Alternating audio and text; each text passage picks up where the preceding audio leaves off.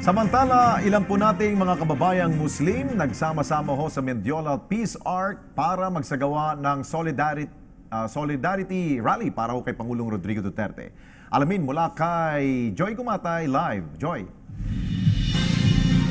Yes, Alex, tulad yan ang nabanggit mo, no? Damang-dama natin kaninang umaga yung pagkakaisa at pagtutulungan ng ating mga kapwa Pilipino nang sila ay magsama-sama sa Mendiola Street para nga magsagawa ng Solidarity Rallies. Dito ay nakasama natin ang isang Muslim Filipino community kilala bilang kakampi ni Duterte at ang mga miyembro ng Philippine Airlines Employees Association.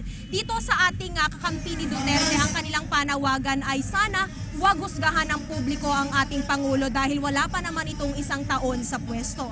Aniya, mas nakakatulong kung susuportahan na lang natin ang gyera ng ating pamahalaan laban sa iligal na droga. Gayon rin yung iba't ibang aktibidad ng ating pamahalaan para kahit papaano ay mai-address na yung korupsyon lalo na sa loob ng gobyerno.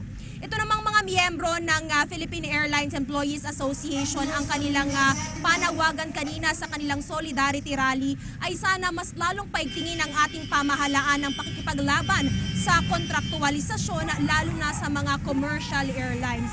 Ayon dito sa ating mga kinatawan ng PALEA, yung Philippine Airlines Employees Association, ay itong kontraktualisasyon ang nagiging dahilan kung bakit bumababa o lumiliit yung benepisyong natatanggap nila bilang mga empleyado at naapektuhan din ito ang ating gobyerno dahil napapababa rin ng kontraktualisasyon ang premium contribution ng iba't ibang kumpanya sa ating social security system.